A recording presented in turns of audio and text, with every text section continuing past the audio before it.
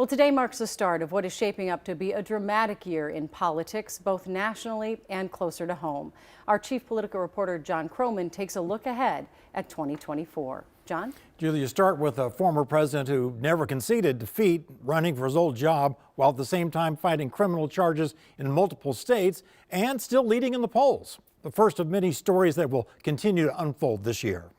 As 2024 arrives, the nation's political future is up in the air. A lot of things that we just can't easily put into a calculation. The first big test for Republican presidential wannabes will be the Iowa caucuses, where Donald Trump leads by more than 20 points and challengers are battling for second place. They might say, I came in second, I did better than I thought, defied expectations, I'm still in it. President Biden's job performance numbers don't bode well for him, but former President Trump is embroiled in a host of civil and criminal cases. We've got the variables of criminal trials, we've got the variables of potentially 2 Supreme Court decisions that could affect the presidential election. It's also a race that will produce a lot of very reluctant voters. Minnesota's Dean Phillips faces his first test in New Hampshire, where he'll try to outdo a write-in campaign from Biden supporters. Dean Phillips is basically running on Joe Biden's personal qualities. He's too old to be president. At the state capitol, it'll be a battle for control of the Minnesota House,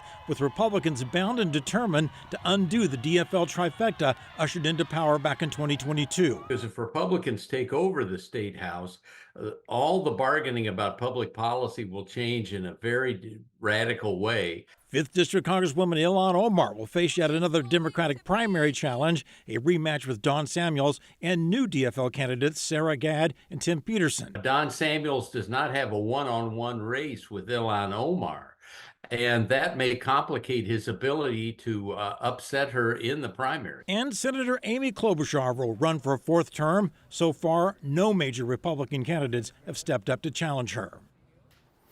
We thank our 2 political experts, Dave Schultz and Stephen Scheer, for weighing in on those big topics today. They both told us another wild card is the independent candidates like RFK Jr. and Cornel West. So we'll see how this one shakes out. Back to you. It will certainly be an interesting year, John. Thank you. Vikings